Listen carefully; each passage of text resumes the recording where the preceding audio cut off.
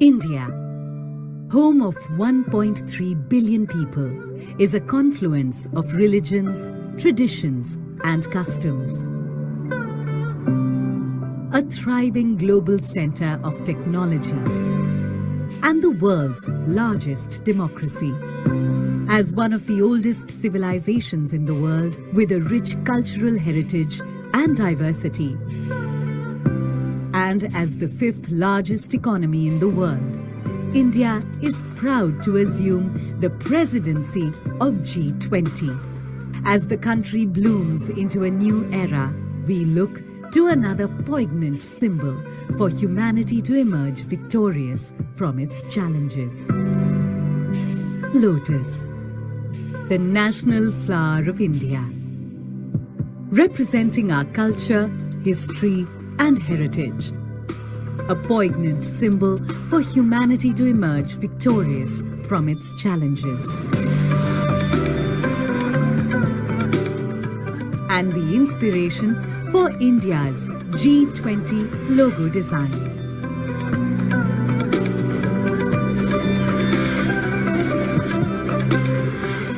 The design, rendered in saffron, white, green, and blue, is drawn from the national flag of India. The 7 petals in the logo signify the 7 seas and the coming together of 7 continents at G20 India 2023. Sitting above the lotus is a representation of the earth, reflecting India's pro-planet approach to life and seeing the world as one family. From this, we derive the theme for G20 India 2023, Vasudhaiva Kutumbakam, one earth, one family, one future.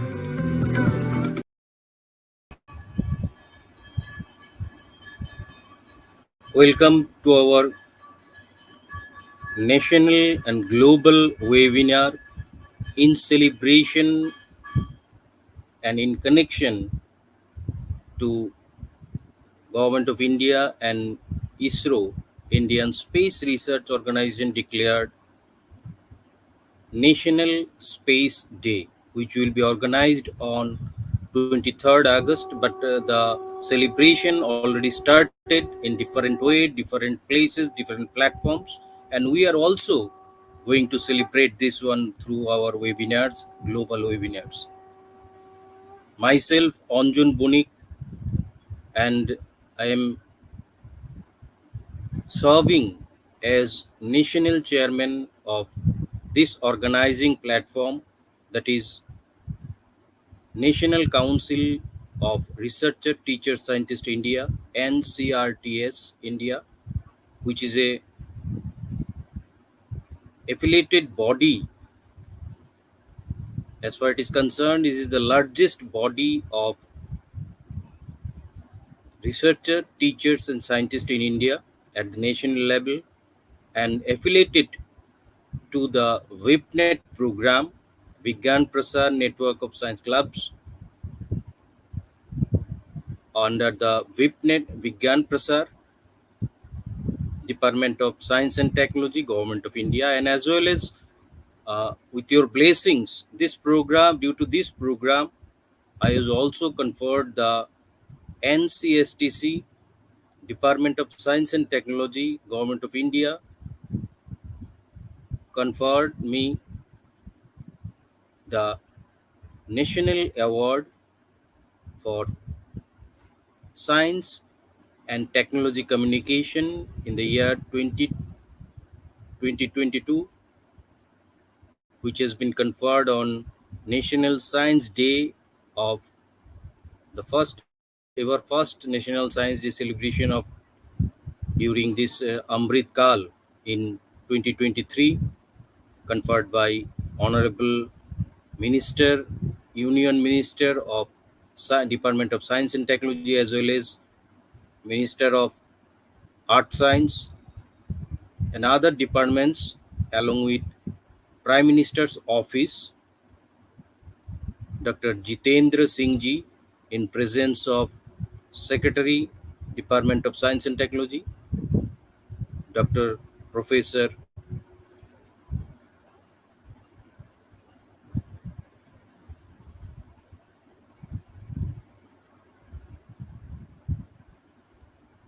Chandrasekhar ji, and Principal Scientific Officer to the Government of India, Dr. Professor Ajay Sood ji, and outgoing Principal Scientific Officer of Government of India, Dr. K. Vijay Raghavan ji, as well as in presence of NCSTC, Government Department of Science and Technology, Head Dr. Monoranjan Mohanty ji in Vigyan Bhavan. So it's a pride occasion when we are celebrating National Space Day with a global webinar where ISRO scientists from LPSC Tiruvananthapuram will join us, as well as he will be introduced by our national director from Uttar Pradesh, Rajarshi Tandon Open University, director of Computer and IT Information Technology Department, as well as a renowned mathematician who wrote so many books which has been published by Oxford University Press, Dr. A.K. Malikji from Prayagraj, Allahabad. This is a celebration we are conducting under our program mega event, that is India International Sarabhai Student Scientist Award, and all the awardees are requested to join this program.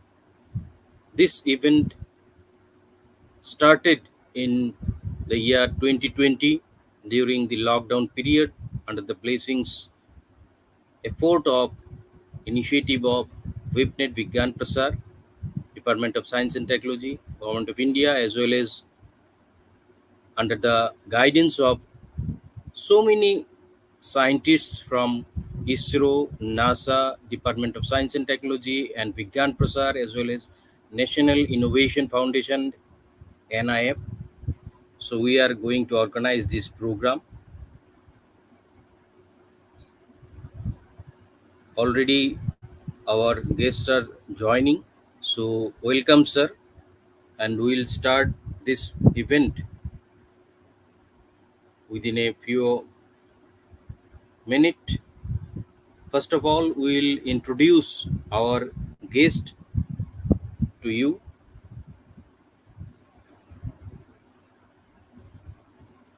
and then we'll begin our program. The National Council of Researcher Teacher Scientists is a only body, and the hopefully this is the largest body of researcher in a collaborative body of researcher, teacher, and scientists in India under the affiliation of VIPNET, Vigyan Prasar, Department of Science and Technology, Government of India, and usually we are doing so many inspiring programs such as this India International Sarabhai Student Scientist Program, where we started with a Google e-quiz on astronomical science from 1st January, which we celebrate as a birth anniversary of Satyendranath Bose, and we started this e-quiz, which will be finished on National Science Day, 28th February, in commemoration of Raman effect celebration and successful derivation of this Raman effect. And then we declared the award short list, merit list, and top 40 or 50 students are selected for the assignment rounds, which is a workshop based, online workshop based, where our ISRO scientists, our NASA scientists, and other Department of Science and Technology scientists and official scientific officials are involved. They give some task, and one by one, step by step. The students have to do all these assignments, have to fulfill these assignments, and accordingly they give a score also. And on the basis of this cumulative scoring, top five students were awarded with and honored with this India International Sarabhai Student Scientist Award on 12th August every year, which is the birth anniversary of Dr. Vikram Sarabhai. And this year also, we are going to confer the award on 12th August, tomorrow, the day next evening, to the five shortlisted top scorer in this event. So we are inviting all of you to join us in this event through our Facebook page, as well as in a recorded live in this YouTube page also.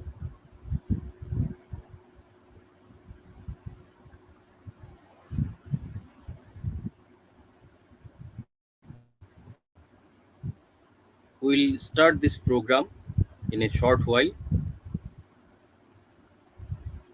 We'll First of all, we'll celebrate this event with a simple inauguration and introduction of our guest, which will be read by our national director from Rajarshi Tandon Open University of UP. He is also a prominent math book writer from Oxford, Dr. Professor A.K. Malikji. And then we will directly come to our respected ISRO scientist from LPSC, Dr. Subrata Chakraborty, sir. We are waiting for Dr. Malik.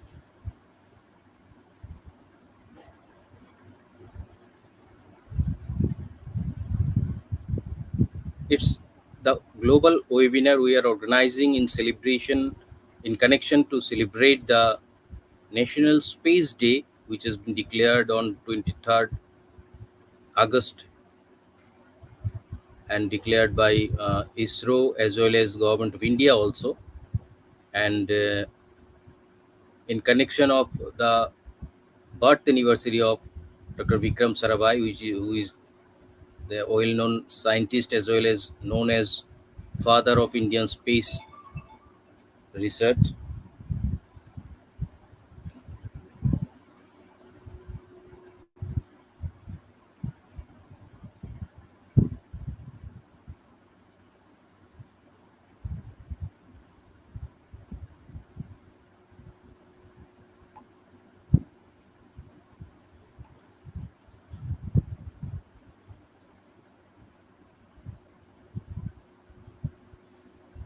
This global webinar is organized by National Council of Researcher Teacher Scientist India, which is a affiliated body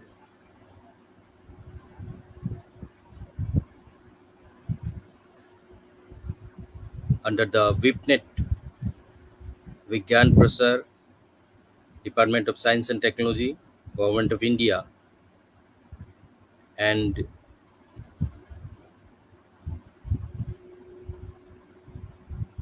we are waiting for Dr. Malik.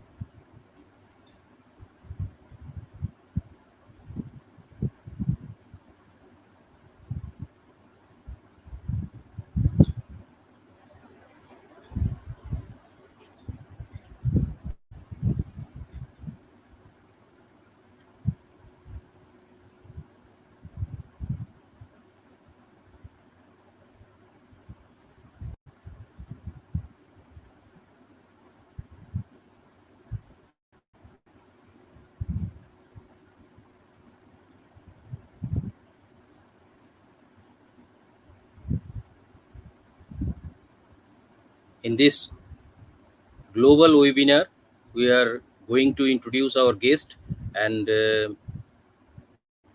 introduction will be read by our National Director NCRTS, Professor Dr. A.K. Malik, who is a well-known person and Professor of Mathematics, even Director of Computer and Information Technology Department of Rajarshi, Uttar Pradesh-based Rajarshi Tendon Open University, as well as he was a very vast career in BITS Pilani also for a long time, and he is a well-known math book writer also, whose so many books has been published from Oxford Press.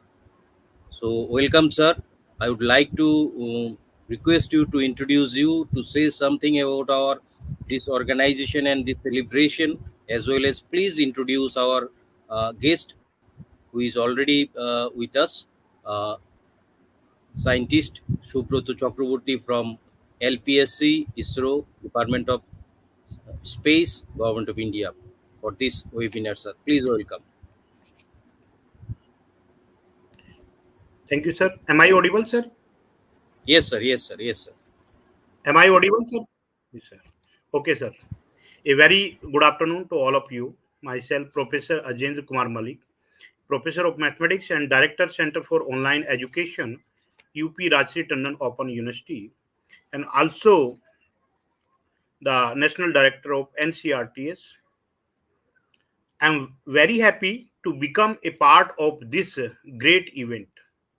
First, thanks go to our National Chairman NCRTS and NCSS India, Mr. Anjan Banik sir, who organized this wonderful event. Sir, regularly, Banik sir always motivate all of us and organize the all national day like science, space day activity continuously. I'm very thankful to our guest of today program, Subrata Chakraborty, a great scientist, a team member of Chandrayaan 3, LPSC, ISRO, Government of India, Thiruvananthapuram, who sharing their knowledge with all of us in the occasion of National Space Day 2024. Sir mainly work for the design and development of precious flow control valve used in the propellant and present flow line of liquid propulsion system used in spacecraft and launch vehicle. He associated with various prestigious missions like of ISRO like Chandrayaan 1, 2, and 3, the Aditya mission, Gaganyaan, crew module, service module, etc. Totally 58 were released by his team were used in the Chandrayaan 3 population and lander module. Sir received the ISRO Young Scientist Award in 2008 and sir received mechanical degree ME in mechanical engineering from ISC and the specialization of sir is electromagnetic equalator. Sir was born in and brought up in Agartala and during his school day sir was a brilliant and bright student dreaming beyond his day. Sir is very well wisher of NCRTS, National Council of Researcher, Teacher, Scientist, India, which is affiliated to VIPNET, Department of Science and Technology, Government of India, New Delhi. Now, sir, I welcome to express their view on this National Space Day. Welcome, sir. Thank you, Professor Dr. Malik. I hope you can hear me. My voice is clear. Yes, sir. Yes, sir. Yeah, warm good morning, good afternoon to all of you, and especially my thanks of acknowledgement to the National Chairman Anjan Banik ji, and also the National Director Malik sir, Professor Dr. Malik, for giving me this opportunity to interact with you.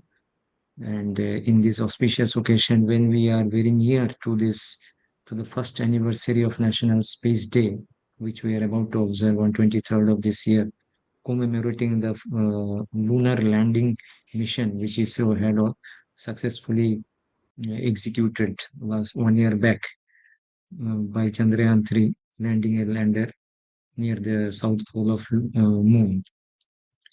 So this is a historic occasion, and this is the first year of its commemoration.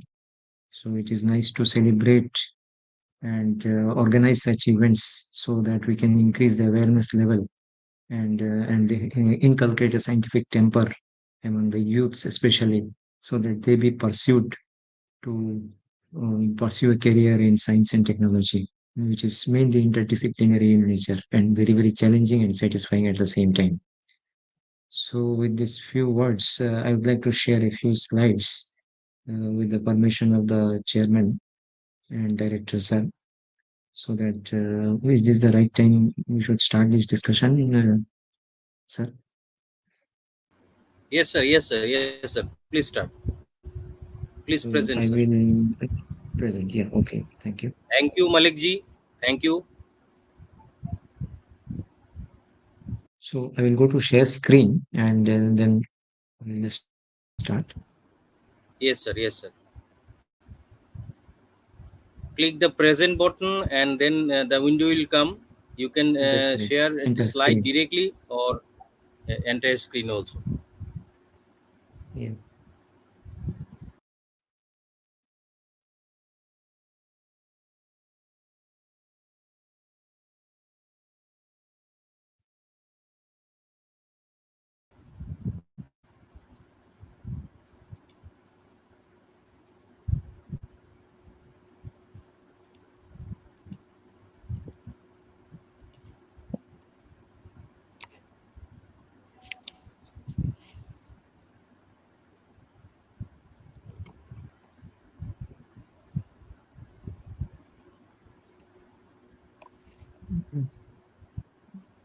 It says that the screen icon in your address bar to allow access.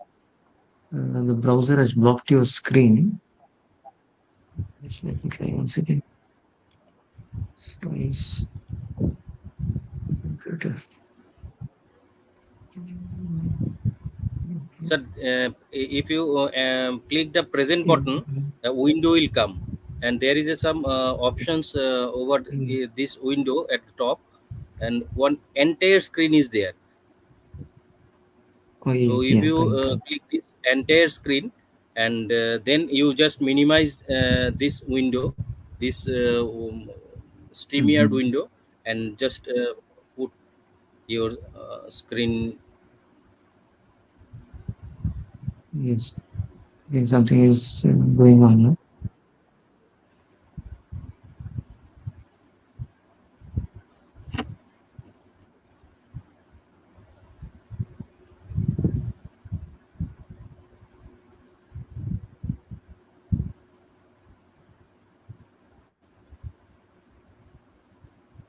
Yes, sir. It's already Yeah, came, sir. yeah, I just come. I think I should Yeah, now I'll, go here. Yeah, I hope you yeah. can see, isn't it? Yes, So I yes, will yes, just yes. glide through the slides. Maybe like this you can see, but it takes some time. This is fine, isn't it? This is okay, I hope. Yeah, sir. Yeah. Okay. So fine. So now let's get going. This is we have just gathered here for just a small or a brief discussion on the recent consistent successes of space exploration by ISRO and what is it that we intend to do in the near future. So I have made a few slides just to create a awareness, as I said earlier. And these slides will mainly focus on the Chandrayaan 3 mission because since we are very close to commemorating this National Space Day, which about 2 weeks away, or maybe 1 week away from today, 2 weeks maybe. So this is an appropriate occasion to do that. And now coming to the motivation for reaching out to space. Why is space so important for us is because it gives a very quiet environment. And various researchers and scientists have found it very, very appealing. to pursue experiments in a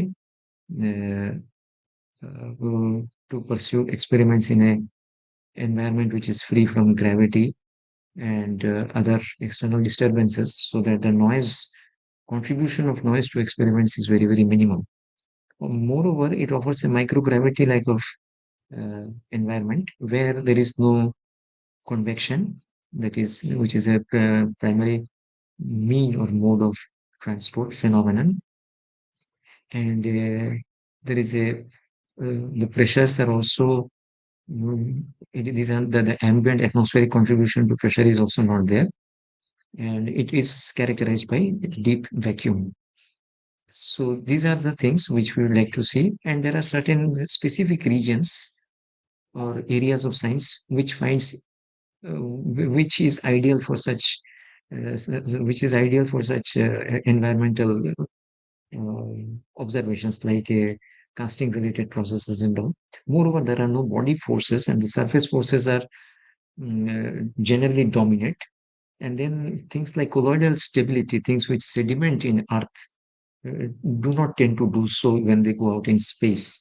So the things where coagulation and sedimentation is important, like the paint industry or semi-solids, etc. There also there are certain questions which are unanswered. Then there is also something called aging, which the scientists are trying to find out the cure for aging and neurological disorders like atrophy and all growth of cancer cells. So how this environment can help us. And then moreover, if you want today or tomorrow in the near future, if there is any plan to migrate to external planets, then it is becomes very important for us to know how your body and system is going to respond to such an environment. So to begin with, there are two ways of doing it. One is to provide an orbital platform. Another is to provide an international space station. So International Space Station, as we all know, is a joint venture by Russians and Americans, and the Chinese also have one of their own, which is known as Tiangong. So these three space superpowers have already marked or registered their presence in this International Space Station. However, we in ISRO, we have provided an orbital platform at an altitude of 400 kilometers, which is nothing but the spent stage, the terminal stage of a PSLV rocket, which is the PS4 stage, and which can carry payloads which can sustain or survive roughly 2 to 3 months' time, depending upon the fuel and the utilities available on board after the launch vehicle does its performance, which can be used as an experimental base or a platform. So these are the main reasons. And then in all this, we see how does the moon come in. The moon is what is the role the moon plays, that we'll try to find out. So the space science, as you can all see, is very harsh in terms of environment, very fast in terms of speed, very large in terms of forces and dimensions, and very large in terms of distances. So this becomes a very challenging environment, a challenging concept for all of us. You may be from computer science, electrical, electronics, or mechanical engineering background, but all these are individually very strong challenges for each one of us. So, and moreover, this is interdisciplinary in nature, and it is leads the way. Very often we find that when we design something for space as an offshoot, there are several other things beneficial for the society or civilization in general, which we'll end up with. So these are called as spin-offs or technology transfer areas. And there are a lot of startup ecosystem which the government of India of the day has provided us with a very favorable and a convenient environment and an atmosphere where Atmanirbhar Bharat is the key word. So there also we can go hand in hand, and ISRO and organizations such as ISRO like DRDO and BARC can help or handhold such technology initiatives of the government. So perhaps that is why space is very intriguing. Very often people ask, why is Chandrayaan? Why are you going out to the moon? What is the importance? This is precisely the answer. That you make something, but the process helps you learn that thing. You become a master of the technology. And then finally, you end up helping others also in their own individual quest for excellence. So with this brief introduction, let us see what are the three types of missions. One is a launch vehicle mission. That is a rocket, the primary carrier, which helps you lift off and clear the gravitational forces, which are very much predominant or prevalent near the ground. Once you clear that, the rocket with a heavy mass and very slow velocity gradually gains in momentum. It clears the atmosphere and the gravitational aspects and the forces. The heat shield separates, and in a stage-wise manner, it enters into a parking orbit where the satellite gets separated. And then the satellite or the onboard propulsion system in the spacecraft, or the satellites as you may call it takes over, and this in an autonomous manner, this spacecraft will travel the distance, and it will take it to further and further away into the orbit where it is intended to operate.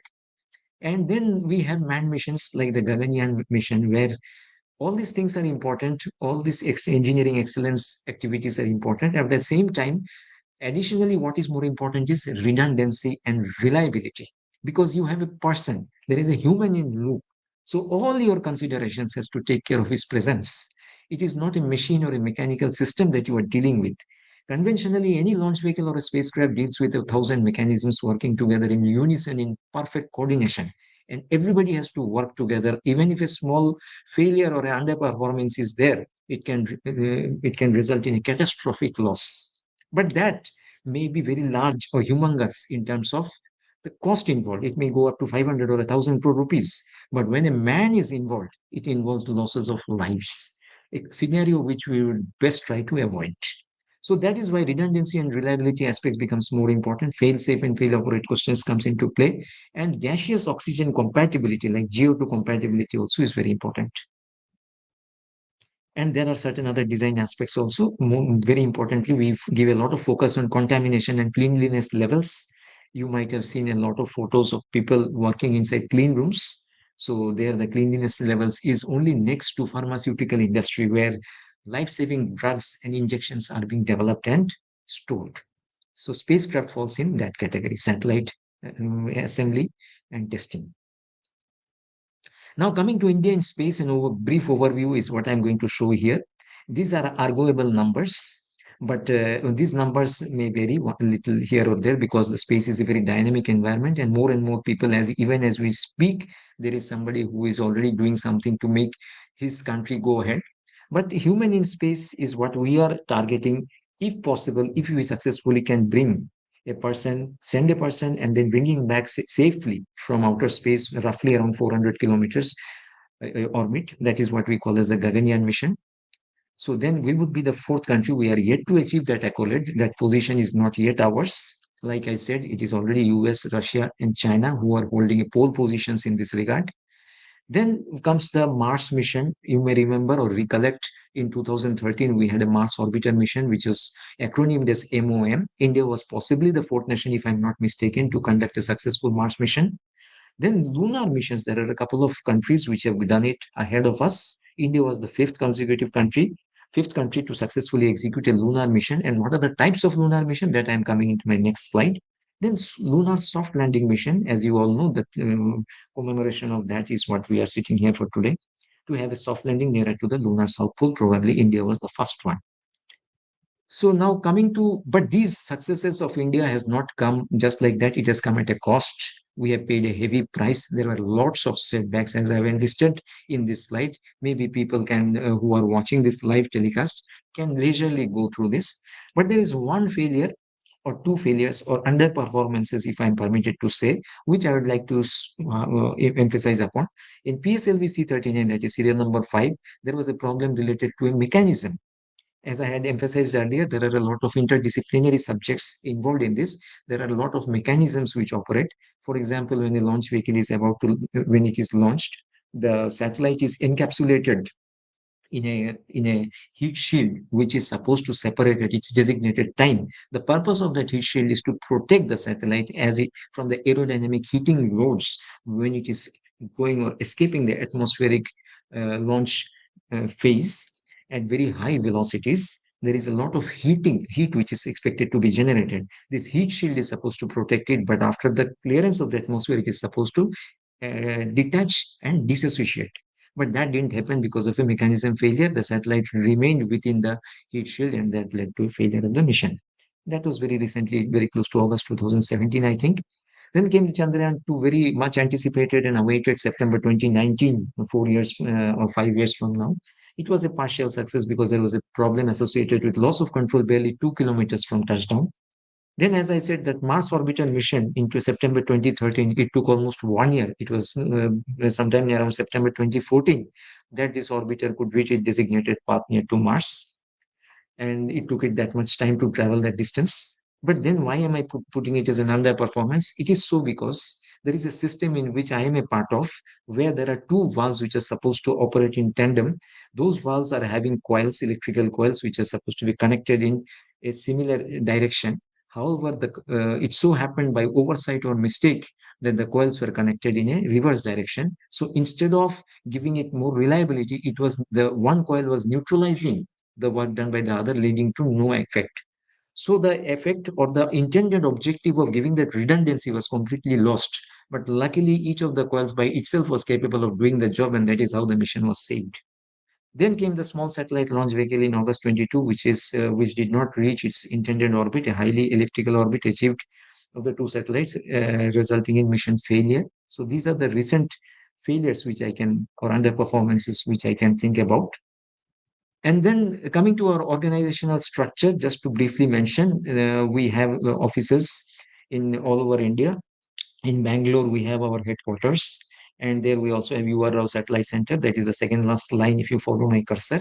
That is the nerve center for the satellites, the spacecrafts, and all the mission designs, flight path, trajectories. All these things are decided by this URO Satellite Center. It is a very nice place to work in. We have SDSC SHAR, which is Satish Dhawan Space Center. It is in Sriharikota, barely 100 kilometers north of Chennai, and that is the place where our launch vehicles are getting lifted and launched from. We have VSSC, the Vikram Sarabhai Space Center, which is the mother center of ISRO. It is the launch vehicle center basically, and it is stationed in Trivandrum along with LPSC, the place where I come from. LPSC also happens to have another center in Bangalore.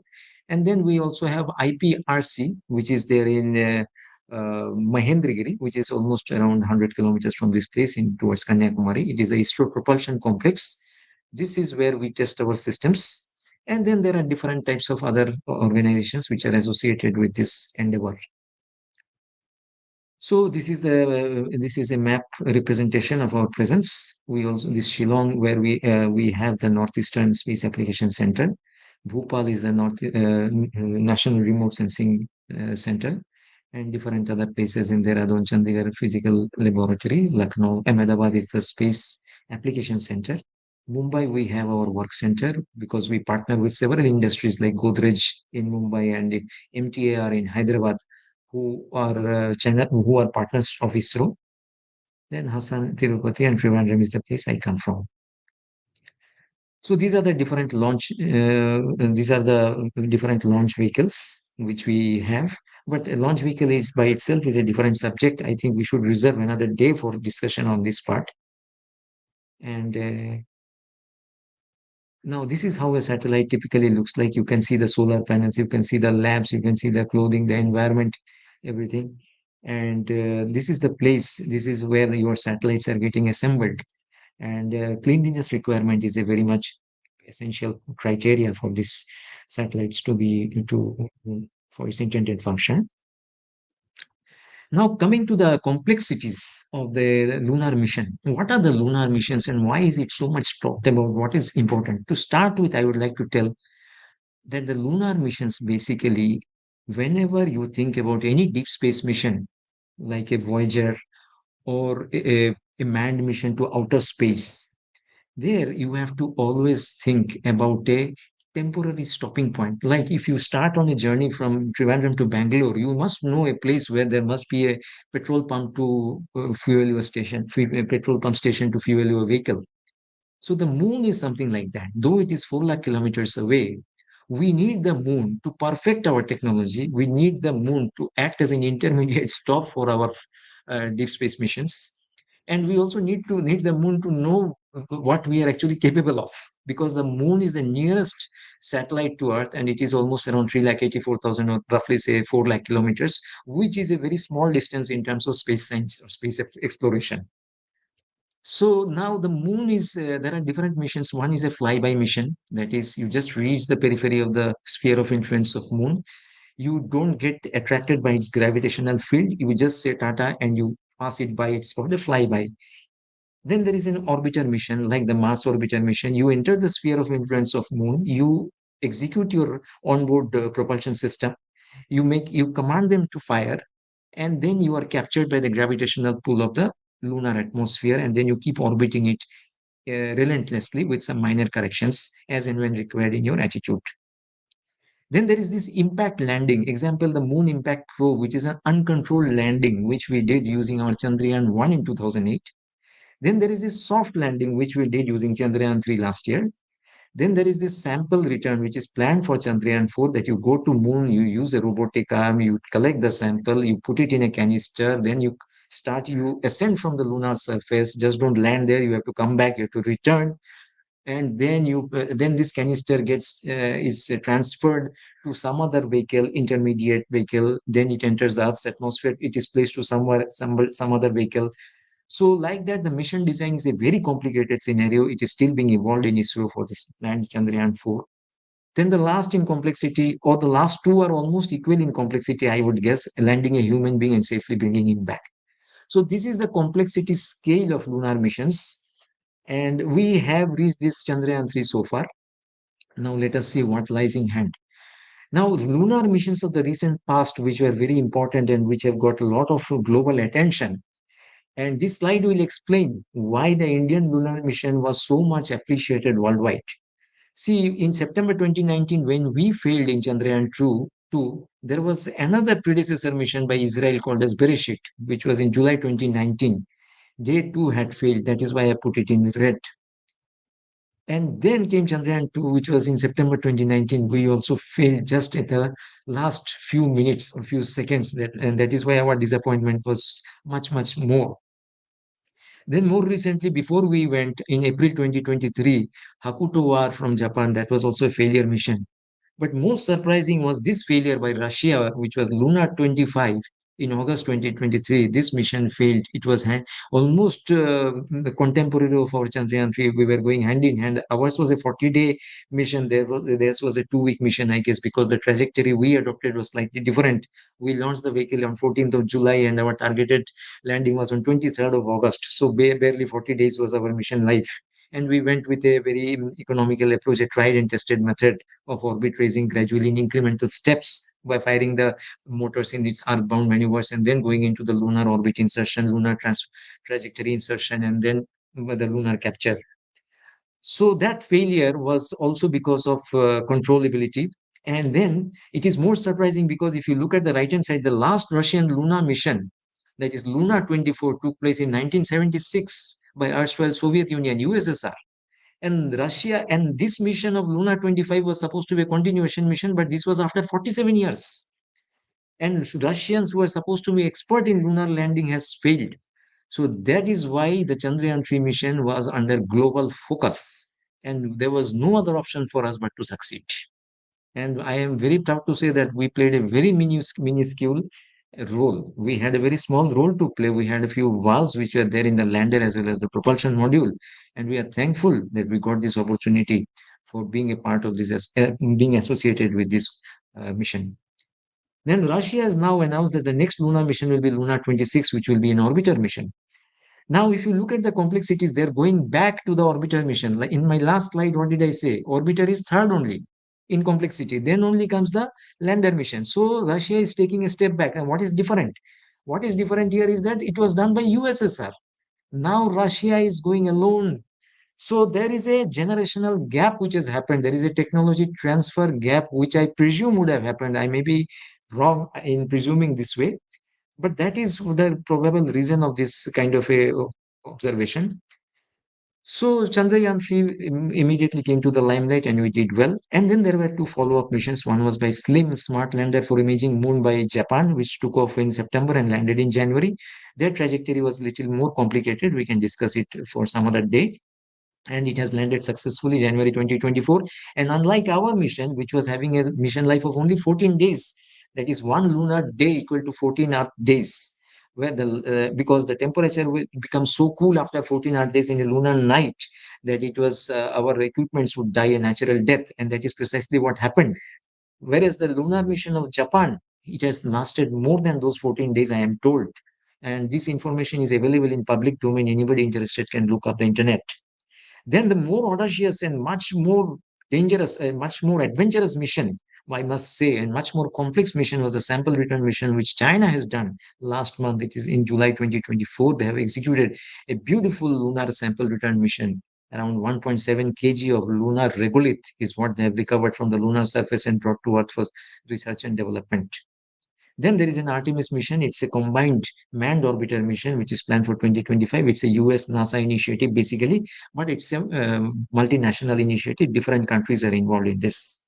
So, as I said, lunar missions are all stepping stone towards more challenging deep space missions and interplanetary missions, and that is why this explains their importance. This graph, many of you would have seen how the maneuvers are executed. So, I mean, instead of spending much time on this, let me go to the next slide or a couple of slides where I have more information. And this is what I was talking about this is a lunar Chandrayaan 2, basically. To 2019 are the dates. This is available in our ISRO website also, when exactly each of these movements have happened. So you can kindly look it up if you are so interested, because it is from ISRO website only I have collected. And this is the trajectory design and what are the executions and all. Okay, now I will now come to Chandrayaan 3 straight away. I wanted to dwell a bit on Chandrayaan 2, but I hope this slide will explain the differences. See, this Chandrayaan 2, there are a couple of changes after Chandrayaan 2 experience that was implemented in Chandrayaan 3. First of all, you must all know that the spacecraft has a propulsion module and a lander module. The lander module has a throttleable engine, which is the nerve of that spacecraft, which is the heart and liver of that spacecraft. That throttleable engine is supposed to throttle the thrust from 800 to 320 Newton in a controlled manner. So what do you do with engines which are mounted on a spacecraft normally? You fire the engine and then the spacecraft gains velocity and acceleration and travels in that direction. But while in landing, as my previous slide will show, while in landing, uh, how is it different and why are engines required for landing is, I hope my slides are clear and you can see and hear me clearly, isn't it? Can you please confirm, Mr. Bunny? Yes, sir. Yes, sir. Yes, sir.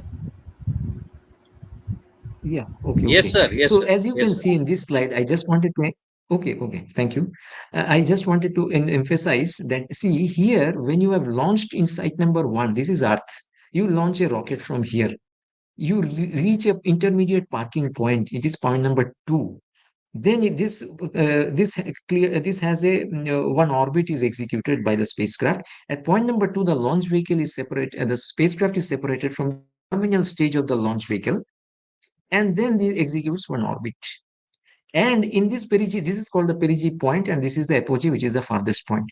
Now, what is your job? You are doing some earthbound maneuvers. You are gradually raising the ellipticity or the elliptical nature of this orbit by firing the thrusters each time. That is the onboard thrusters of a spacecraft each time it nears to the Earth in its nearest point.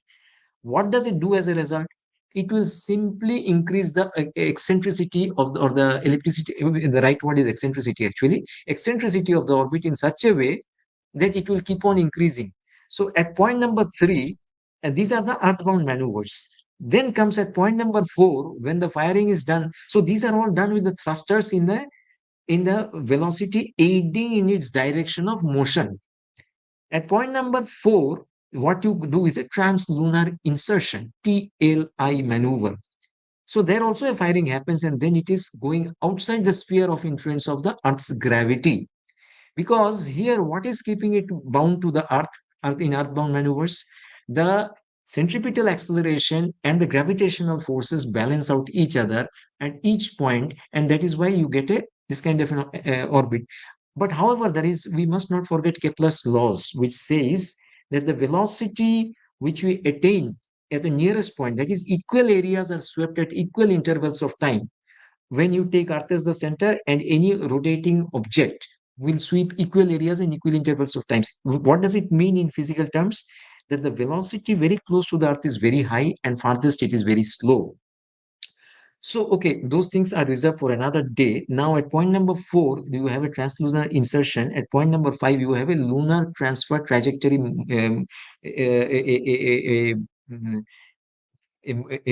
This is executed, and then in lunar orbit insertion happens in 6. That is where it comes under the lunar atmosphere. But the first orbit is the largest orbit, basically, because it is having a velocity with which it has to move.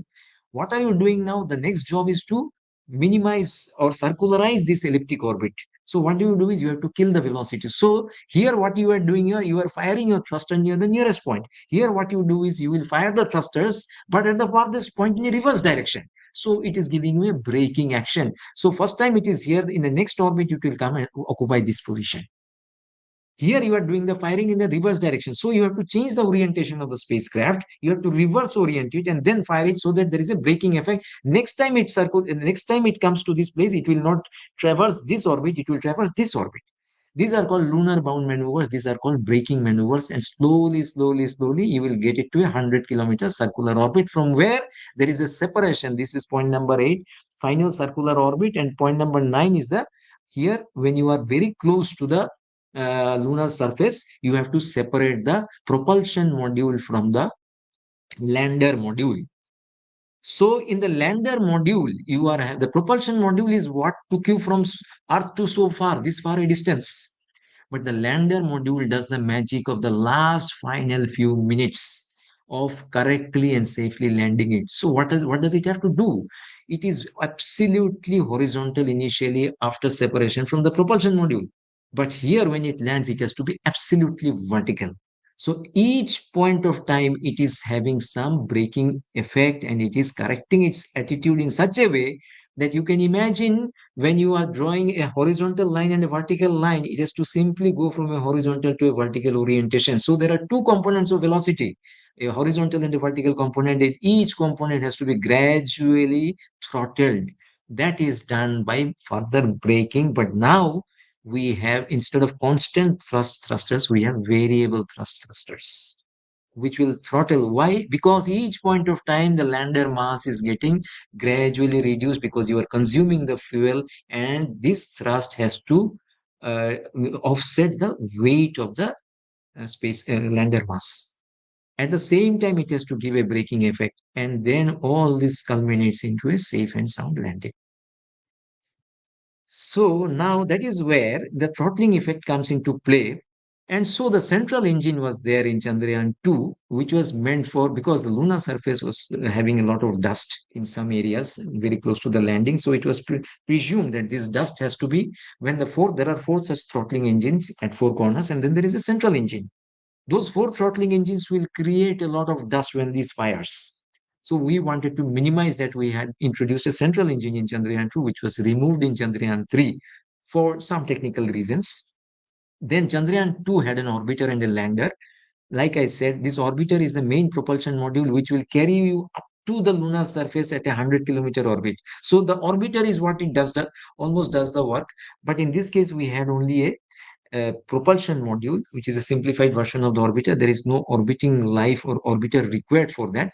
And the orbiter of Chandrayaan 2 had a very orbiter high resolution camera on it.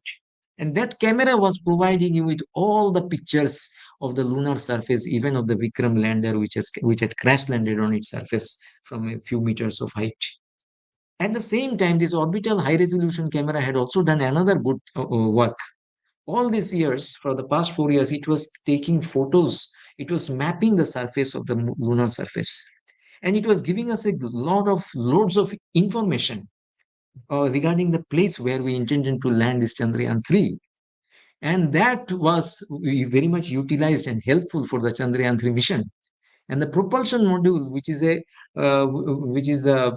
replacement for the orbiter of Chandrayaan 3, has only one payload called SHAPE. That is only for that. I will just come in the next slide.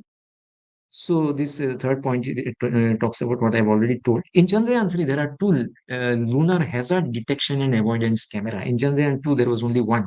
So you see, when you come very close to the lunar surface, there are high resolution cameras which will detect the contour of the surface where you want to land. If there are crevices or there are uneven surfaces, this hazard detection camera will give you a feedback to the lander. It will reorient itself into another direction, another place. And that has helped us a lot this time, because you will see there was hovering. There was a retargeting phase also, which was introduced this time. In Chandrayaan 2, there was a camera coasting phase. In Chandrayaan 3, there is a retargeting phase. Hovering was there for both. Chandrayaan 3, the fuel tank is larger in size because we wanted to have larger margins over our fuel.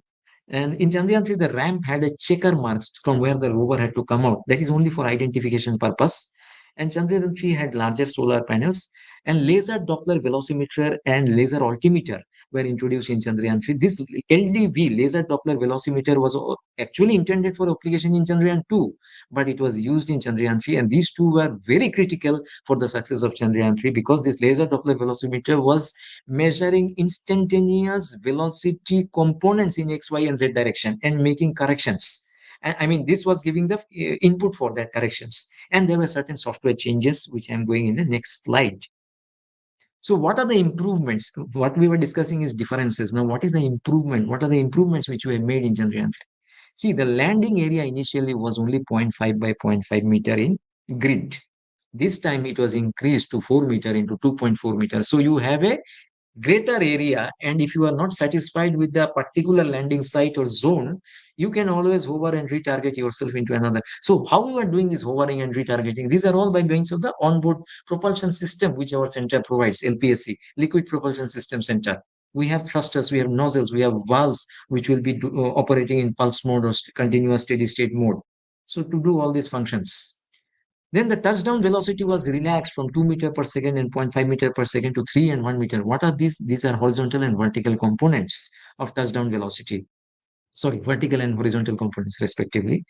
Attitude correction limit during descent enhanced from 10 degree per second to 25 degree per second. So if you have any positional error, as I said, because you are slowly only changing your orientation from horizontal to vertical for landing, their software had a limit, a self-imposed limit by our scientist of only 10 degree per second, whereas this was enhanced to 25 degree per second. And during the camera coasting phase of Chandrayaan 2, there was no correction which was permitted. So, but a lot of error was getting built up, which had already changed the orientation of the lander by 180 degrees. So it had completely changed it had actually nosedived into the surface. Retargeting was introduced after hovering. Real-time attitude correction introduced. So we did not allow the error to accumulate in Chandrayaan 3. Chandrayaan 2, there was a camera coasting phase where the errors were getting accumulating. And then it went beyond the scope of this correction of the software, because 10 degree per second, if you want to do the correction, you will never be able to do it, because it had already gone to 180, 170 like that. So I hope you are able to imagine. So, which led to large error accumulation in the start and fine braking phases. There is a fine braking phase, there is a rough braking phase. So, rough braking phase, you can imagine, is when all the four thrusters, throttling thrusters, will be firing at its full throttle. There is 800 Newton of designated design thrust. But as it approaches the surface of the moon, two engines will be shut off. That is called the fine braking phase. And other two engines diametrically opposite oriented, those will be firing. Then there are 50 Newton thrusters also, which our center gives for this mission. Then the algorithm was made more robust and fail-proof. So these are the improvements. With these improvements, the chances of failure had come down drastically. So now, what are the mission objectives?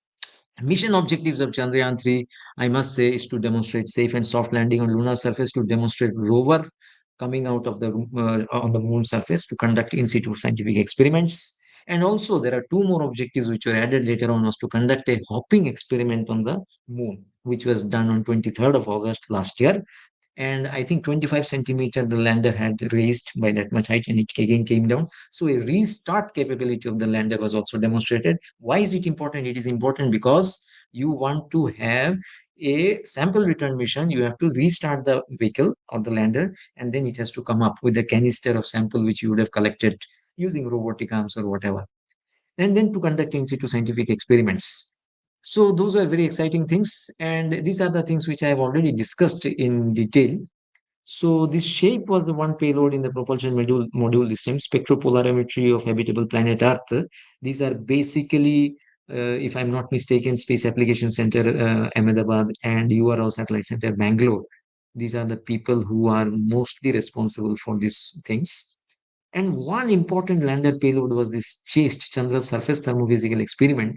We will see this information is also available in the public domain. I encourage youngsters or students to just look them up, because from a pure science perspective, it will be highly interesting, I suppose. What has CHASTE done is, okay, this is the launch vehicle, the LVM-3, which was used on July 14 for, this is the heaviest launch vehicle of ISRO. for the Chandrayaan 3 mission. Then, okay, this is the profile more or less. And this is what I was trying to explain. That is from a, if you see the right-hand side figure, the lander and the propulsion module is getting, my cursor, if you follow, this is the propulsion module, this is the lander module. These are getting separated. And then, sorry, separation is getting done here. Uh, so then after this separation occurs, the propulsion module is jettisoned, the lander module is left, and then the lander module, if you follow my cursor, you can see from horizontal to vertical orientation when it is to come, there lies the challenge. So this is what we were discussing all throughout. And here itself, when it is dropping, there is a hovering phase, there is a retargeting phase, and all those things. And interestingly, this time in Chandrayaan 3, we have witnessed retargeting happen. And we have seen the satellite just, the lander just gain slight height as it was trying to get down. So it was really good. And I happened to be there. I was lucky to be there in the control room that day, and it was really a very good experience, and I really liked it. And then, so here I can show you. I hope you can read that, read these things. And coming to the shape, sorry, chased. I will just, that comes in the next slide.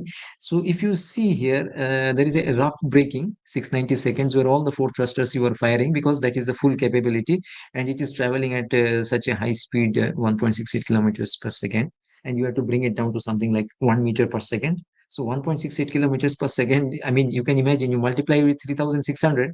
So if you are speeding a vehicle through in a highway, you can think about only 100 or 120 kilometers per hour. So that is the magnitude in which it is approaching the lunar surface. So then you have to brake it. So what you do is you reorient the vehicle so that the thrusters will fire, and then it will do a braking thing, and then it will come exactly follow this profile. But it's a two-dimensional representation. There is another third dimension to it that is not shown here. So 358 meter per second and minus 61 meter per second. Why minus? Because it is falling in it is falling towards the earth. So this is the span, 713 kilometers it overcomes. Then attitude hold. It holds this attitude in this orientation for some. And here what happens is, why attitude hold? Because all your sensors are getting calibrated. All your sensors are getting calibrated, and all the constants of those calibration are getting updated in this attitude hold area. Then comes the fine braking phase. So this attitude hold was called the camera coasting. I think most probably this was 1:1, but that was little more larger. Then comes the fine braking. What you do is, instead of the, like in the previous slide you would have seen, there are four such thrusters. I think this image is not very clear. There are four thrusters. You just focus on this part alone, the lander part alone. There are those small thrusters you can see. Yeah, here they are shown to be firing. So instead of, so here only two of them are firing. So what you are doing is, you are switching off two thrusters, and you are now only firing the last two. So which is this phase here? If you see here, you are actually, I'm talking about this green line only. I am only talking about the green line where we are attempting a landing maneuver. So everything is happening within that short distance. So then vertical descent will start. And here there is a velocity update is taken every 37 seconds. Height update at hovering start, and both height and velocity update at hovering end. Hovering is just, it will hold that height, and then the velocity, again the instruments are recalibrated, again those updates are still coming, and this is barely 800 meters from the surface of moon. You can imagine, 1 kilometer away, it's visible to the surface on moon. Vertical descents 140 to 75 seconds with updates every 10-second interval. Now it is becoming closer. Now here what has happened is, in somewhere near here, there was this lunar hazard detection and avoidance camera, LHDC. It was taking an output, it was taking an input, and it was in a closed loop manner, a correction was attempted, and then this surface, it had changed its orientation a little bit. I suppose it had reoriented itself in a different location, because there was a hazard line just below that. Then there was a vertical descent, then hovering again, retargeting again is happening, and every 5 seconds updates are happening, and then finally it comes and touches down. So this was a very, very interesting phase, I must say. So because we can't be there in moon and see, witness this, we have witnessed it in the live in front of our big screens in the mission control center in Bangalore. So this was a lifetime's experience. And so now coming to this place, this is the hazard avoidance camera as you are approaching the lunar surface. This may be around, I am not sure, maybe 50 or 200 kilometers away. And this is after the landing. This image is very viral in internet. I think this everybody would have seen by now. This is the landing image. And this is the work that Chase has done. So I have just put three representative images. One is prior to landing, one is during landing. Yeah, LSDSC onward Chandrayaan 3 on August 19. This is from the August 19, prior to touchdown. I think 23rd, yeah, 3-4 days back.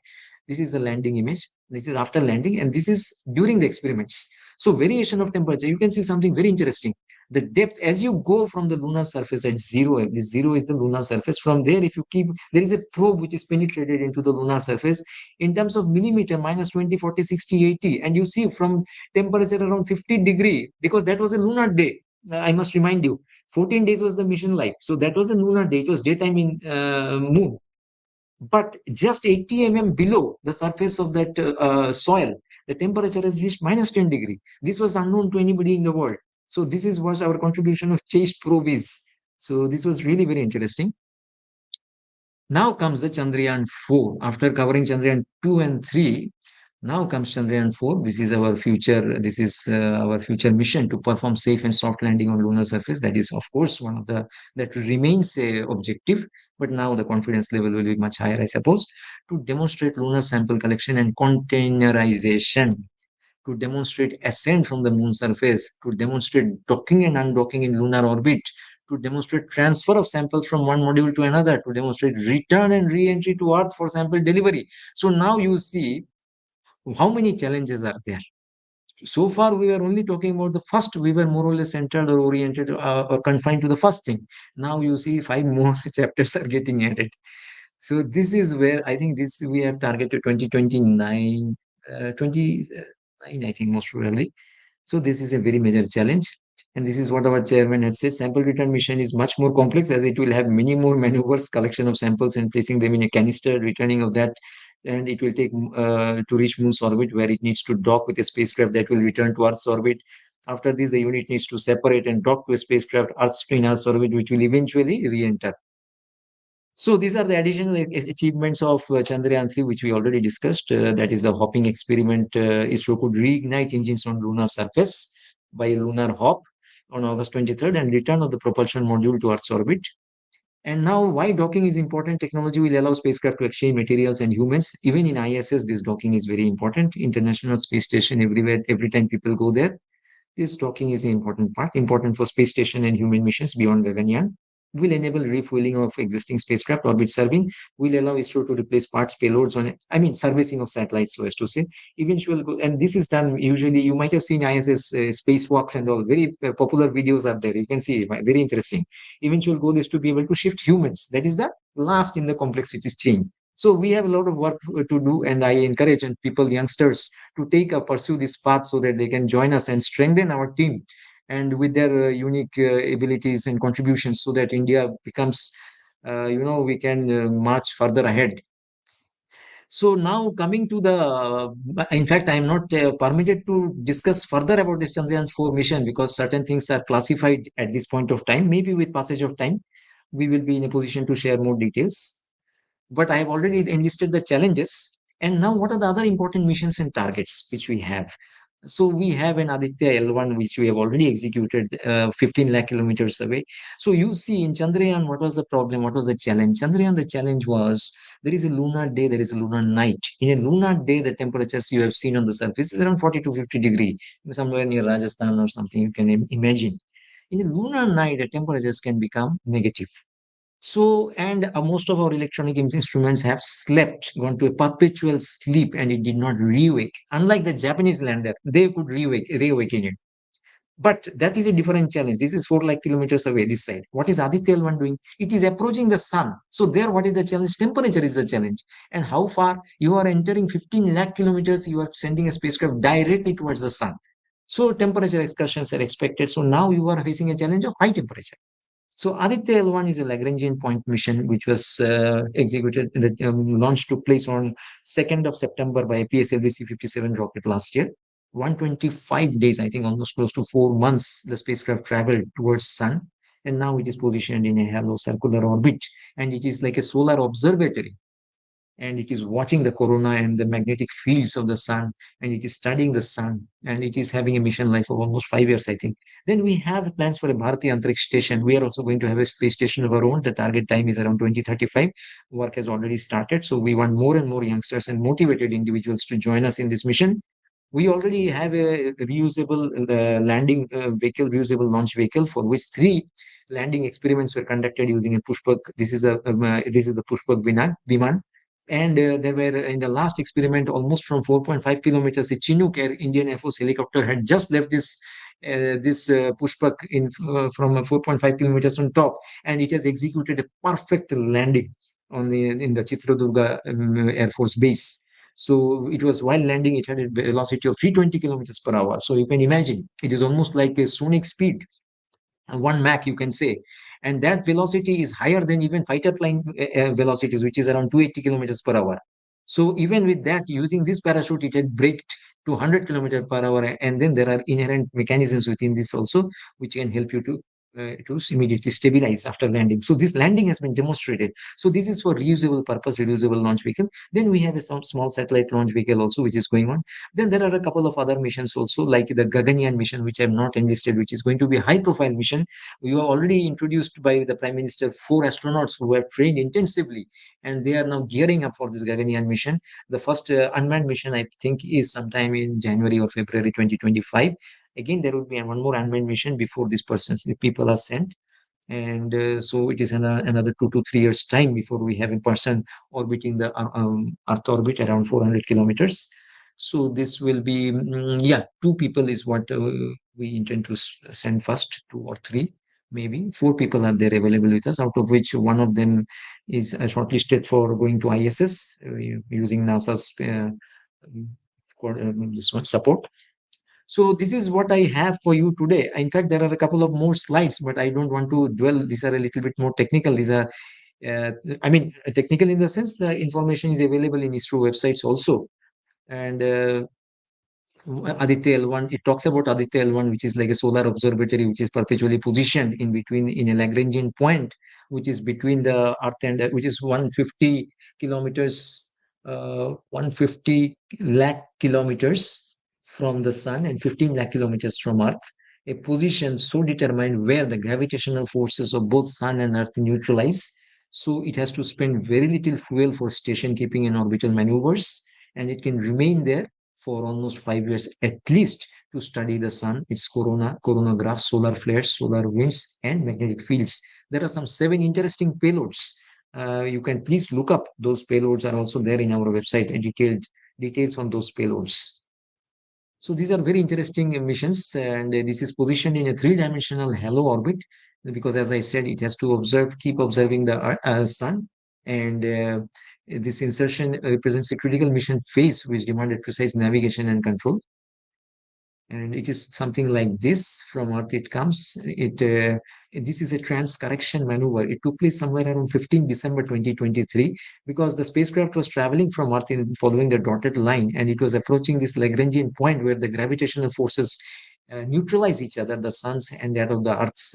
So there is no net pull being felt by the spacecraft if it is positioned here. And then there is a line which is joining the Earth to the sun. And as the Earth is orbiting around the sun, this line also follows that. It is always lying in that line. And this spacecraft, what it is doing is it is following this orbit, which is more or less like a three-dimensional elliptical orbit. It keeps doing that. And one orbit is close to 177 hour days. So this is the halo orbit, all about it. Then this RLV is what I already spoke to you about.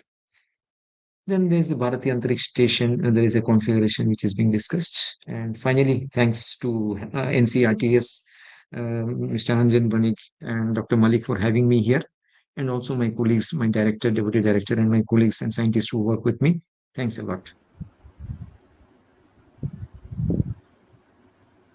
Thank you, sir. Thank you for being with us and giving an enlightened insight about the Chandrayaan 2, Chandrayaan 3, its failure as well as its success, our outcomes as well as our next phases like Chandrayaan 4 and Aditya L1 all.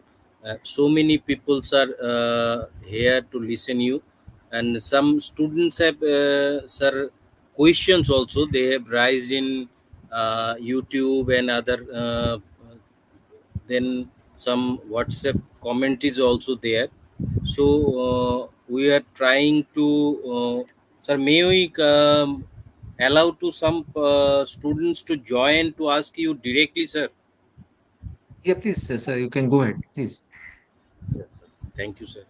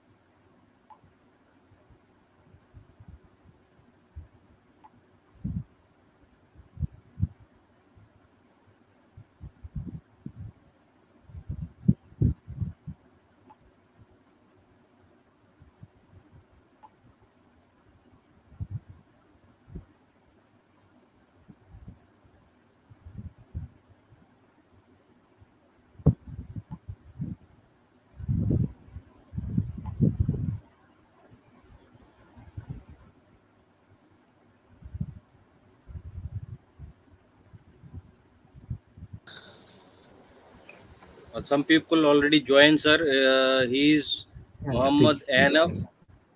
uh, Yes. from Jammu and Kashmir. So far away from Muhammad ask your question. Yes. Uh, Yes. from Jammu and Kashmir. So good afternoon, sir. Good afternoon, Muhammad Hanaf. Please go ahead. From Jammu and Kashmir. So what? Yeah, Good please. afternoon. What is your question? Good afternoon. And my question is, why Chandrayaan 3 is called a Vikram lander? Is it named after Vikram Sarabhai? And Yes, what yes. type of watch do the astronaut use? And what is omega speedometer? Thank you, sir. Okay. Thank you. Yeah, Vikram Sarabhai. Yeah, that Vikram lander is named after Vikram Sarabhai, who was the pioneer in space research who had initiated and set it up all for us in the initial phases, in the formative years of ISRO. And that Vikram's lander, the place where the Vikram lander had actually for Chandrayaan 2, that name was predominantly used, Vikram lander.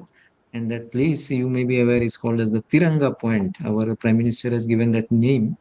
And the place where the Chandrayaan 3 has landed is called as the Shiva Shakti Point. And that is now that points, those names are now accredited by International Astronomical Union, have also given accreditation to those names. And so these are official names now. But regarding the astronomical watch, I am not much familiar with that because I have, frankly speaking, I don't know much about it. But I'll find out and maybe we can interact in due course. Thank you, sir. Thank you. Thank you. Sir, All the thank best. you, Anna. What is omega speedometer? कौन सा what speedometer? Sir, wrist watch. Yeah. No, I Sir, don't. I'm sorry. I don't know much about the speedometer part as well. I mean, I just have to look it up. Maybe I'll search it today and I'll communicate with Banik sir also what yes, sir. it is all about. I'll learn. Thank you, sir. Okay, Thank thank you. you. All Thank the you, best. Muhammad Anna.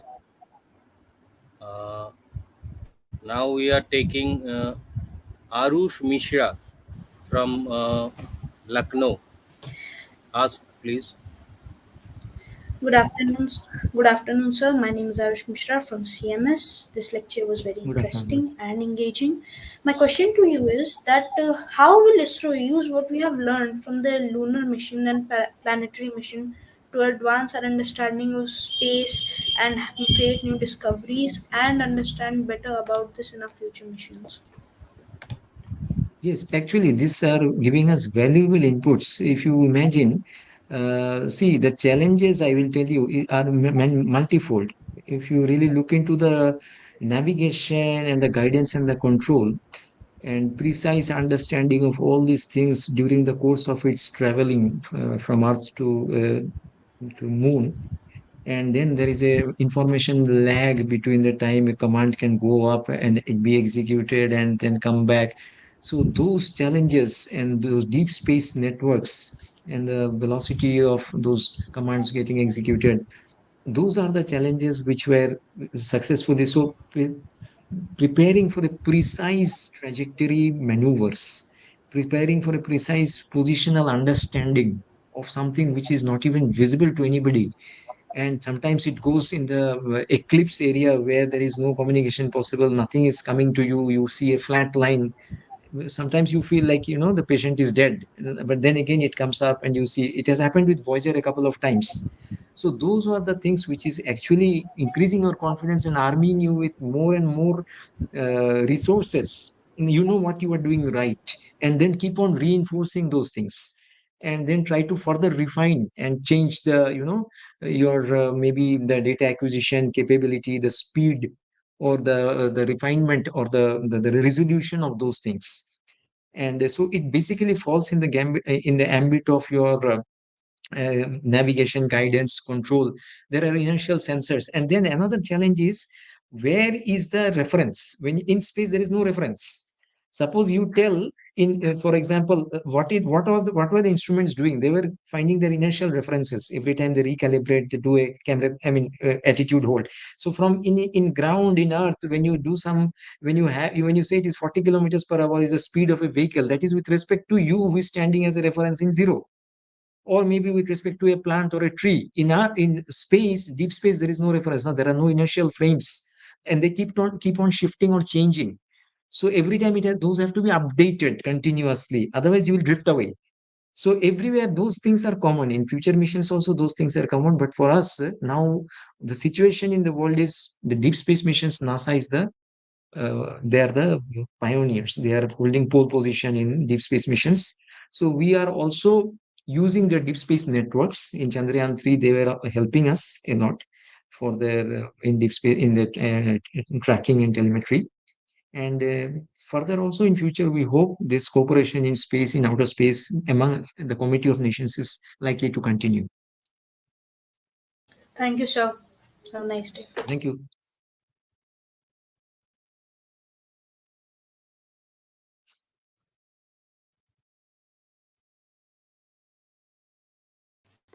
Good afternoon, sir. Yeah, good afternoon. Myself Huda Bhatt. I am in grade 5th Mm. and I am from Kashmir. At the outset, I express my sincere gratitude towards the organizers of this event, especially to Mr. Banik sir for providing such a guidance and providing such a great opportunity to express our hidden talent and our skills.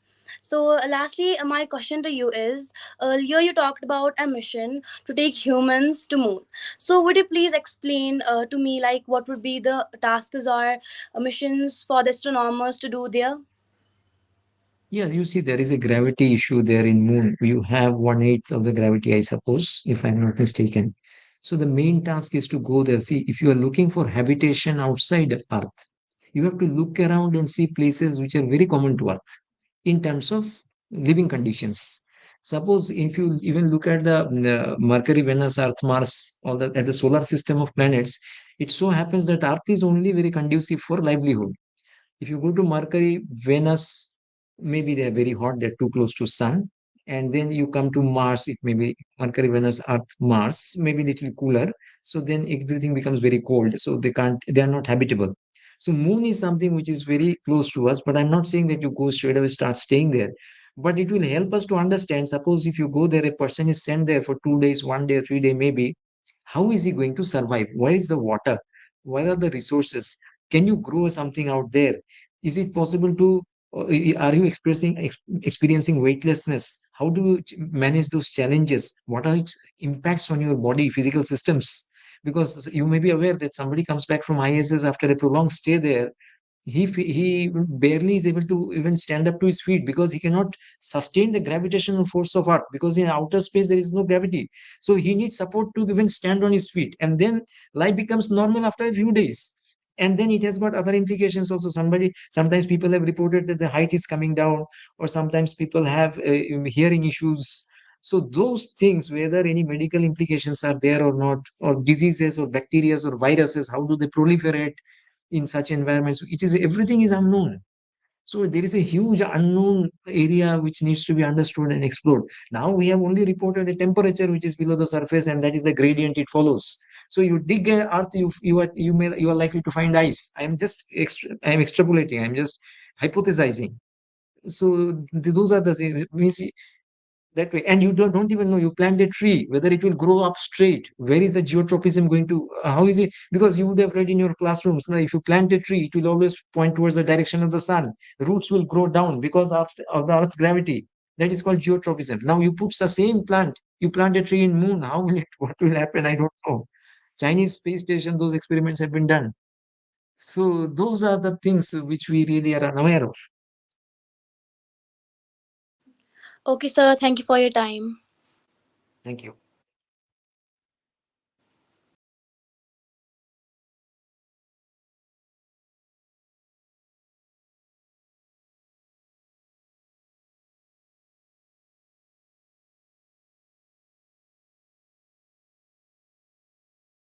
I'm sorry, I can't hear anything. The sound is very, it is muted. Atharv is muted. That is why his voice is not reaching. Hello. Yeah, please. So, Yeah. my question to you is that the Sulita William is stuck in space. What problem is faced by her there? and also what you will suggest for the students who want to pursue higher studies in space science and engineering. Yes, you see, Sunita Williams, what I understand is there was a boy, there was a uh, the the vehicle to which she has gone there. What I have read, I mean, I have not updated myself to that extent. What I have read is there is a leakage is one of the RCA, one of the thrusters, which is creating a fuel loss. And if I am not mistaken, I feel that is creating, and this is an American Boeing Dreamliner, if I think. Normally they use a Falcon rocket for transporting astronauts to space. This time it was a Boeing vehicle, I think, and otherwise there is a Russian Soyuz rocket which is used. Most probably the Falcon, that is your this Falcon rocket, or Falcon Dragon, yeah, Russian Soyuz is usually used. Those are the war horses for transportation purpose of humans to ISS. This time on the Boeing thing, but it's not the problem with the company or as such anything. But I feel there is a technical error in the terms of the propellant which is getting leaked out, and there are not adequate reserves available for the thrusters to fire or make attitude corrections during its way back. So that is what I can gather from. So there was another idea or a thing to send another two astronauts to space using a Falcon Dragon capsule, and then on its way back take those two astronauts. I am not updated to what is the latest decision taken as of now. So, and what was the second part of the question? My second point was what you would suggest to the students who want to Yeah, pursue higher student. studies. Yes, yes. Yeah, now you see there is Indian Space Science and Technology here in Trivandrum, which is a undergraduate. I mean, even immediately after class 12, you can write an exam, and it has a website of its own. And that is one way of doing it. But there is another way, and then there is Aerospace Science and Technology, which is also there in several engineering colleges. But mostly, what people suggest, or what I gather from experience, is Aerospace Science and Technology is actually a postgraduate subject. It is to be studied as a master's subject only. Many people have made it a BTech subject. Many colleges it is available. I think even in IITs it is there or not, I'm not sure. But it is always better. I mean, choice is yours. You can consult your parents and all teachers. Mostly the core engineering is what people are generally encouraged to pursue in their BTech, like mechanical, electrical, civil, computer, those things. If you have any plan to pursue aerospace, it is better to take it up as a master's subject. Even if you are a mechanical BTech engineer, you can go aerospace as a master's, no problem. And even as a mechanical engineer, you can work in ISRO or any such organization. So the reason why it is so, because aerospace is a very, very confined and dedicated field for aerospace engineers. It is better to go for a core branch first. I mean, these are my personal views only. I may be correct, wrong, or half correct, half wrong. I don't know. So that is the thing. But there are several options. Several options are there in India which we can pursue. It's a good field also. Like, Thank you, sir. yeah.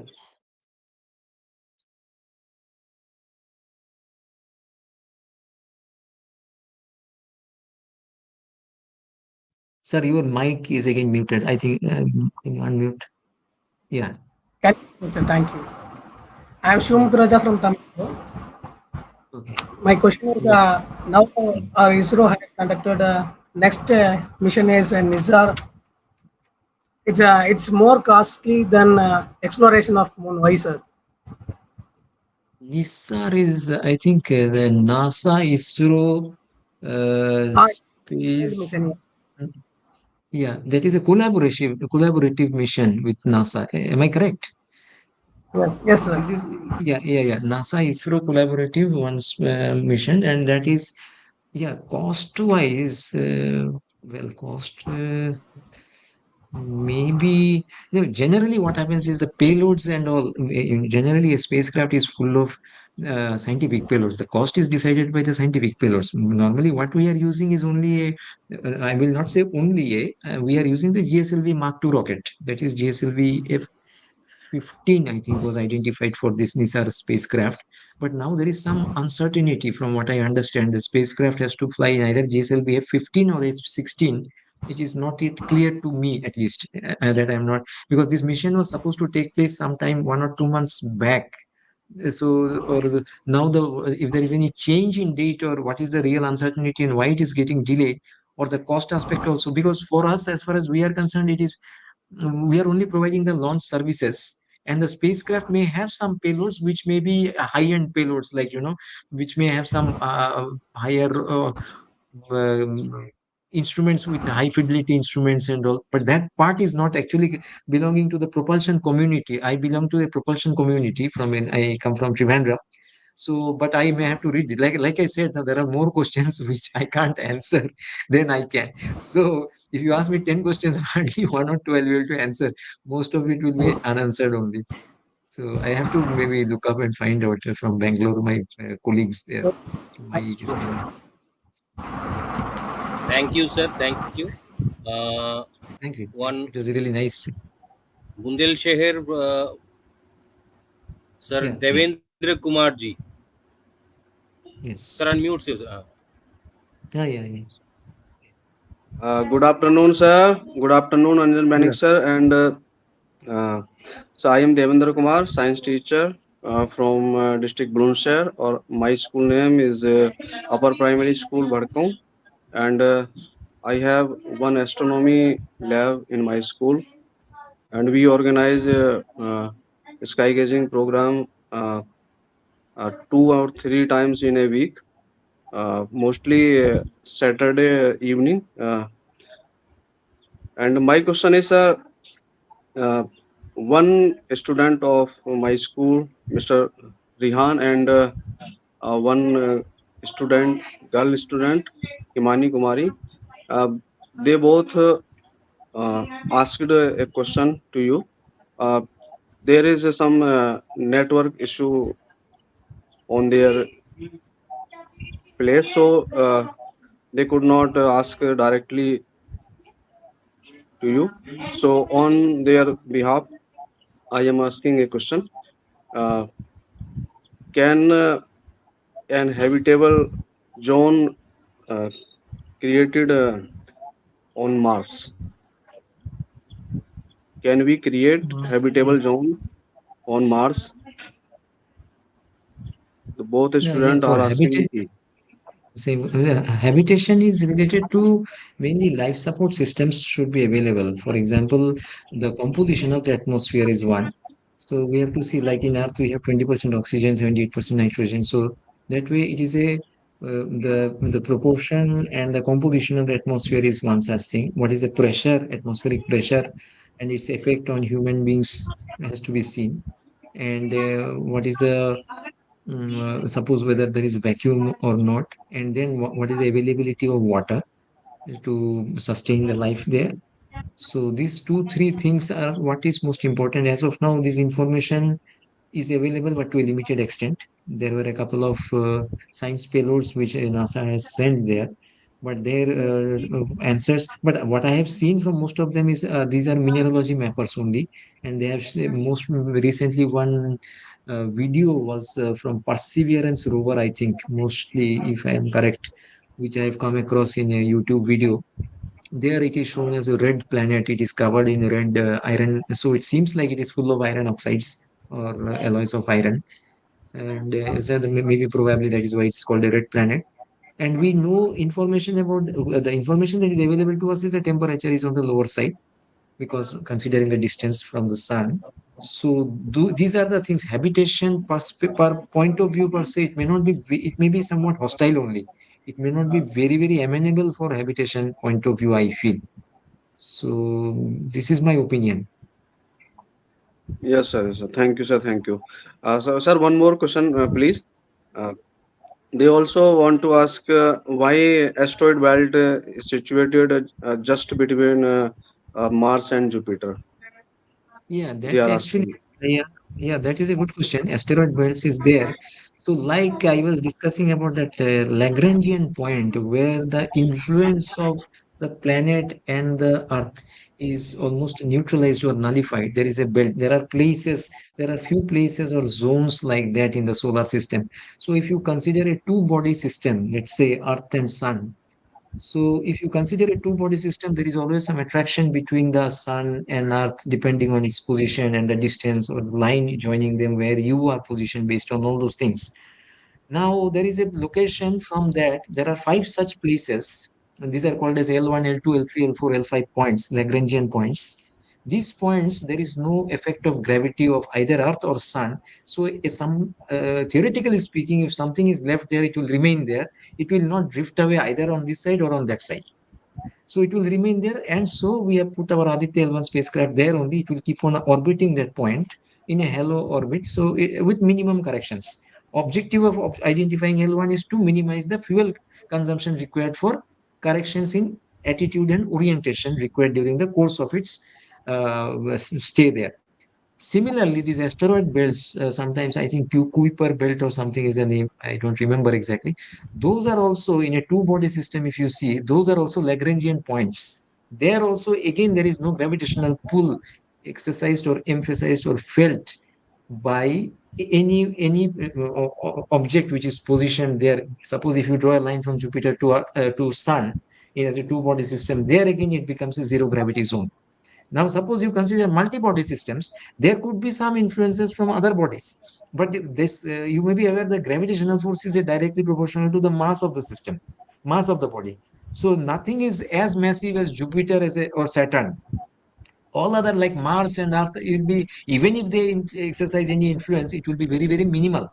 So as a two-body system, certain areas or Lagrangian points have developed in that zone or that vicinity as well. So that is why everything, all asteroids will come and cluster in that zone only, you will find that. And any spacecraft which you are going for deep space mission or outside the solar system has to pass through that, and there the probability of collision and avoidance has to be calculated as statistically. Analysis has to be done for that also.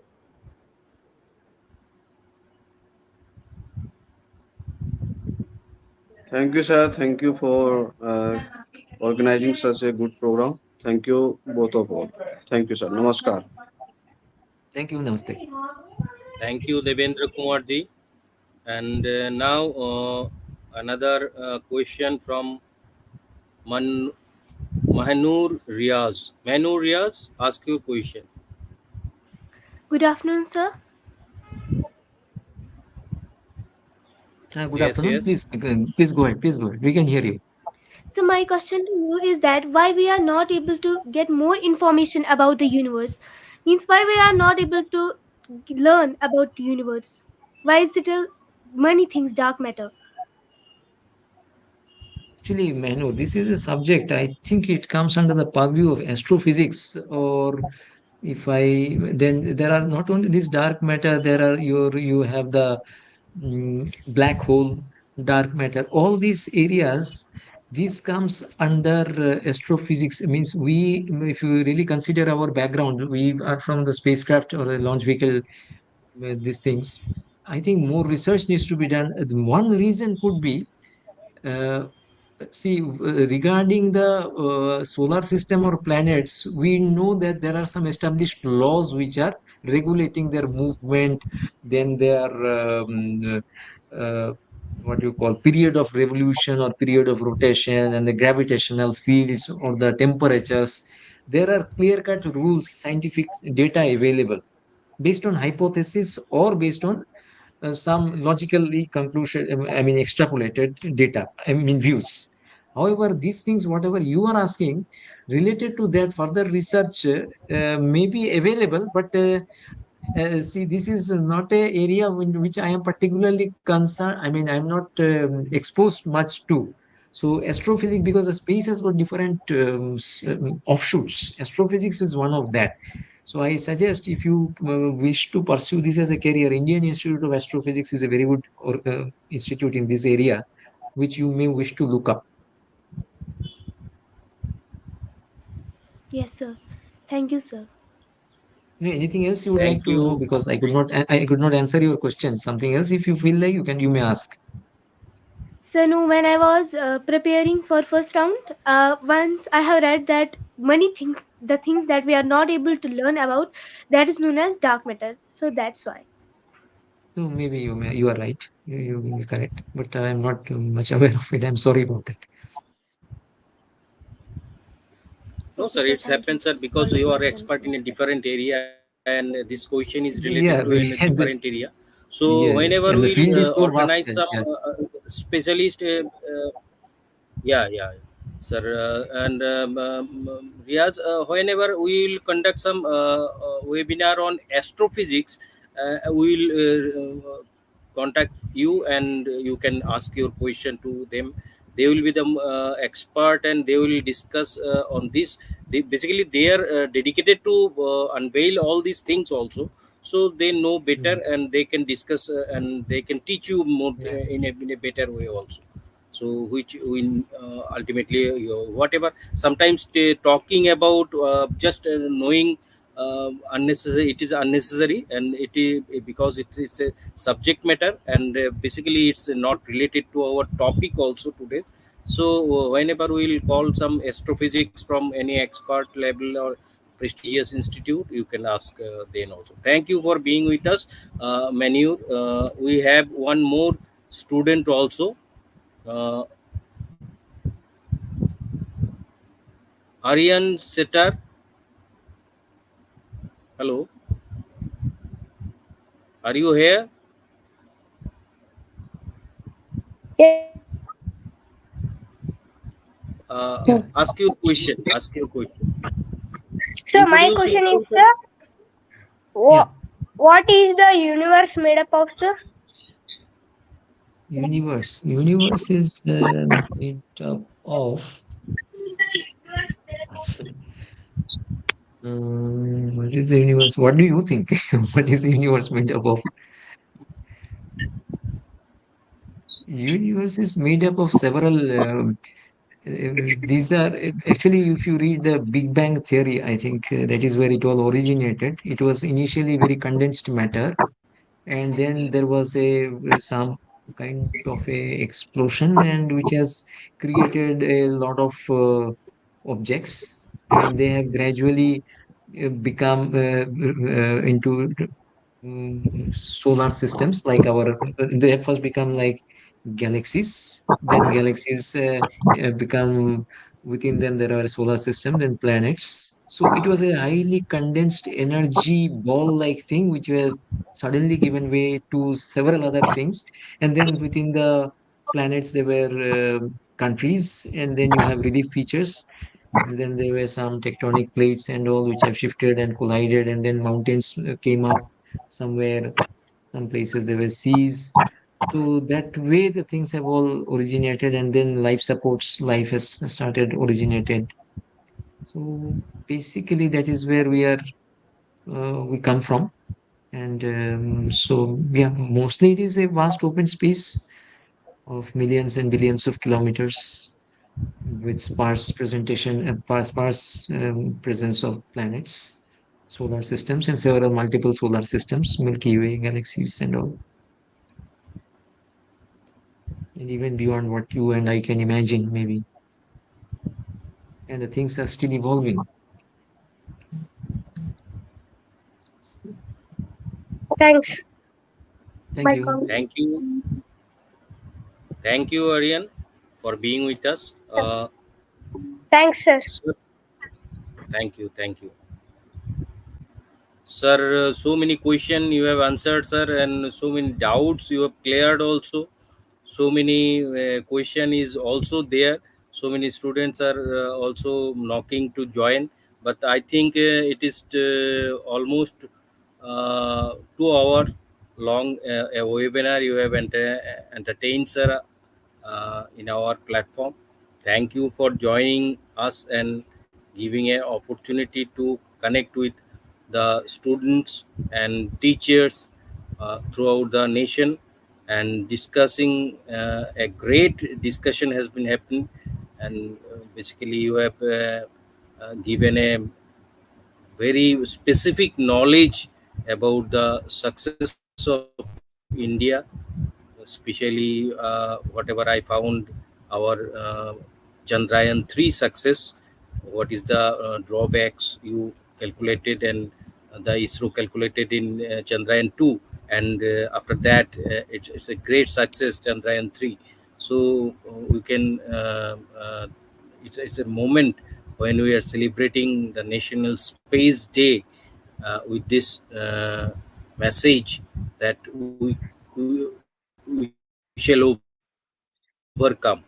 And I think India will definitely, under your scientific temperament and your leadership and your knowledge, India will, and we also uh, will go ahead in a further way. Sir, with these words, I would like to conclude. Please say something for our students, and please give a conclusion, sir. Yeah, I thank the Subrata, sir. National Chairman. Yeah, National Chairman Shri Anjan Banikji, and also others who have taken time out of their busy schedule. And they have really, it was heartening to be with the students and the management committee of NCRTS.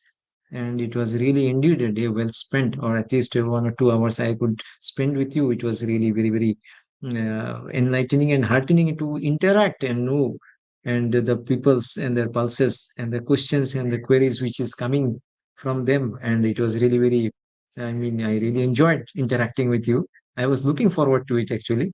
And I hope I could live up to your expectations because I really wanted to have a brief introductory talk so that we could, I could give the sense of what is really going on under the closed walls of so many high-end institutions of this organization. So I want to ensure you or assure you that you can be rest assured that people are working relentlessly towards making this India a great nation, much, much greater, even beyond your imagination.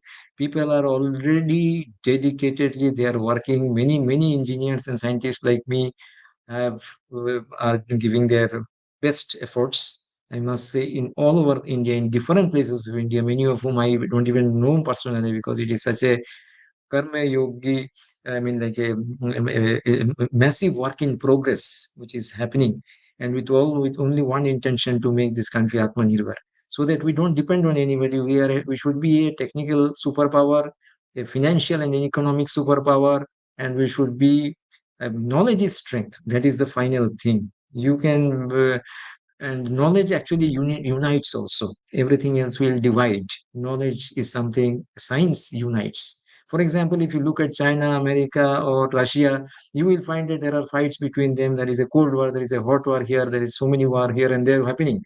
But when it comes to International Space Station, that is a place of combined collaborative technical work.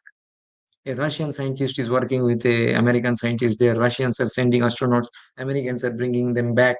So Russians use an American launch vehicle and then vice versa. So that is one area where there is a combined collaboration. There is no enemy there because everybody, as you go into the scientific area, everybody knows how much less and less we know. More and more you learn, less and less you will know. That is the true fact. And that is why nobody is going to, everybody is very humble about his or her own exploits. So let this journey continue. It is a really good beginning. And I must appreciate the efforts taken by NCRTS. My best wishes to NCRTS. I look forward to be associated again and again in future also in whatever capacity. And in the meantime, I will find another topic if possible. In the near future, I will be here again if the organization so decides. Thanks a lot. Have a nice day. Thank you, sir. Thank you, sir. Thank you for being with us once again.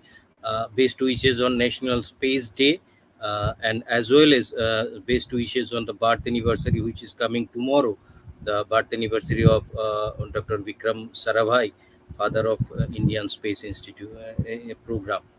Uh, with these words, we are concluding here today's program. Thank you. Thank you once again. Tomorrow we have one more program. We are conferring the award which has been decided by the jury, uh, the India International Sarabhai Student Scientist Award, which will be conferred to 5 students who has been selected by the jury after a long procedure from January to this August. Almost a 30 July we have ended this workshop, and only 5 students out of almost 1 lakh of students entries at the preliminary stage, and then in assignment round over 40 students who has been selected, and ultimately 5 students are going to be awarded with this award tomorrow. So please join tomorrow. We have notifying our programs in a procedure. So please join tomorrow. With these words, we are concluding. Once again, happy National Space Day. Jai Vigyan. Thank you. Thank you. Same to you. Jai Hind. Thank you, sir. Thank you, sir.